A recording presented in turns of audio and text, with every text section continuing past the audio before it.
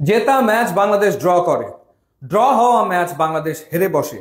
শেষ মুহূর্তে গোল খাওয়াটাকে যেন অভ্যাসে পরিণত করেছে বাংলাদেশ দল, অথচ সুযোগ তৈরি হয়েছিল 5 বছর পর নেপালকে হারানোর। বাংলাদেশ এগিয়ে ছিল 2-1 গোলে, কিন্তু ওই যে শেষ মুহূর্তে ভুল এবং শেষ মুহূর্তের ভুলের খেসারত দিয়ে ম্যাচটা ড্র হয়ে গেল। অথচ এই ম্যাচটা জিতে আত্মবিশ্বাসটা বাড়িয়ে 18 তারিখ ভারতের বিপক্ষে বাংলাদেশ মাঠে নামতে পারতো। হামজা চৌধুরী আর কি করবেন, তার আর কি করার বাকি আছে?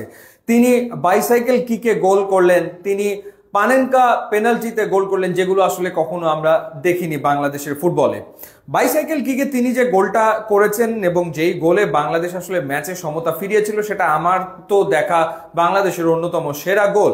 এরপরে একটা পেনাল্টি পেল বাংলাদেশ, সেখানে তিনি পানেনকা পেনাল্টি নিলেন, অদ্ভুত গোল, সেটিও বাংলাদেশ উদযাপন করলো, 2-1 গোলে এগিয়ে গেল এবং মনে হচ্ছিল যে বাংলাদেশ ম্যাচটা জিতে বেরিয়ে আসতে পারবে, কিন্তু না, ভুল শেষমেশ হলোই।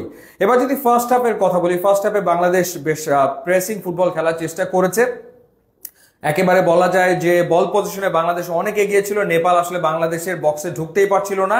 তারা ফার্স্ট হাফে মাত্র 2বার ঢুকতে পেরেছে, কিন্তু ওই 2বারের ভেতরে একবার তারা আসলে গোল করে ফেলেছে।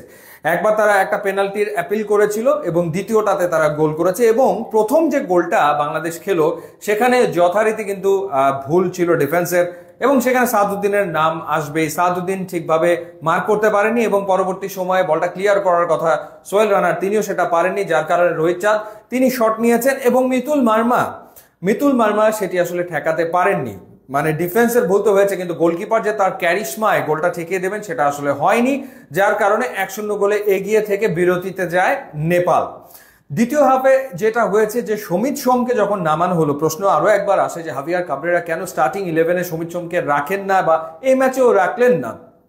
সমিত সোম ক্লাবের হয়ে লাস্ট ম্যাচটা খেলেছেন -ডিগ্রিতে, বরফের ভিতরে খেলা হয়েছিল কাভালরি এফসির, সেই কারণে মানিয়ে নিতে সময় লাগছে কিনা কে জানে। যাই হোক, সেকেন্ড হাফে সমিত সোম নামার পরেই কিন্তু বাংলাদেশের খেলার ধরন পুরোপুরি পাল্টে যায় এবং কাবরেরা যে গোলটা করেছেন সেই গোলের সূচনাটা কিন্তু সমিত সোমের পা থেকে আসলে লেফট ফ্ল্যাঙ্ক থেকে এসছে। পরবর্তী সময় জামাল ভুঁইয়ার মাধ্যমে বলটা গিয়েছে হামজা চৌধুরীর কাছে এবং তারপরে সে অবিস্মরণীয় গোল, অর্থাৎ বাইসাইকেল কিকে, মানে যতবার আপনি দেখবেন ততবার আপনার ভালো লাগবে, আপনার মন ভরে যাবে, এরকম একটা গোল হামজা চৌধুরী করলেন। হামজা চৌধুরী এই নিয়ে বাংলাদেশের জার্সিতে 5টা ম্যাচ খেললেন এবং 5 ম্যাচে তিনি গোল করে ফেললেন 4টা। এর আগে তিনি ভুটানের বিপক্ষে একটা গোল করেছিলেন, সেটা কর্নার থেকে হেডারের মাধ্যমে। এরপরে তিনি হংকংয়ের বিপক্ষে ফ্রি কিকের মাধ্যমে গোল করেছেন, অর্থাৎ সেই গোলটাও দেখার মতো ছিল।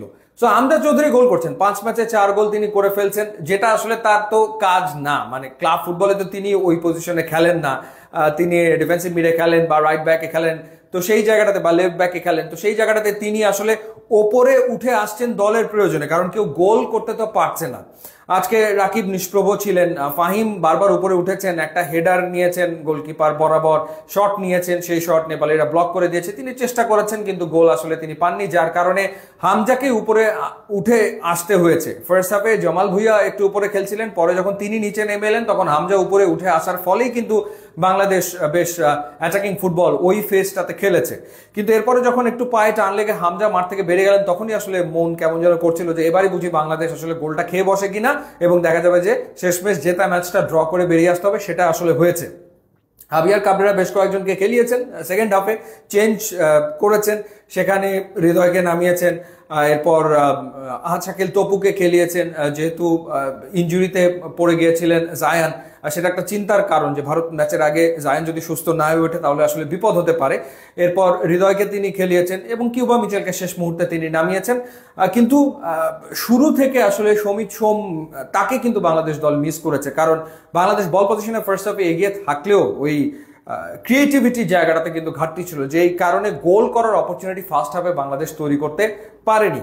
তো যাই হোক, নেপালের সাথে বাংলাদেশ সবশেষ যে 6টা ম্যাচ খেললো, সেই 6টা ম্যাচের যে 7টা ম্যাচ খেললো, সেই 7 ম্যাচের ভেতরে 5টা ড্র, 2টা বাংলাদেশ হেরেছে। অর্থাৎ নেপালের বিপক্ষে বাংলাদেশ কিন্তু জয় বের করে আনতে পারছে না এবং 5 বছর কিন্তু হয়ে গেছে, যেটা ডেফিনেটলি চিন্তার কারণ। তারপরে দেখা যাক ভারতের বিপক্ষে বাংলাদেশ কেমন করে।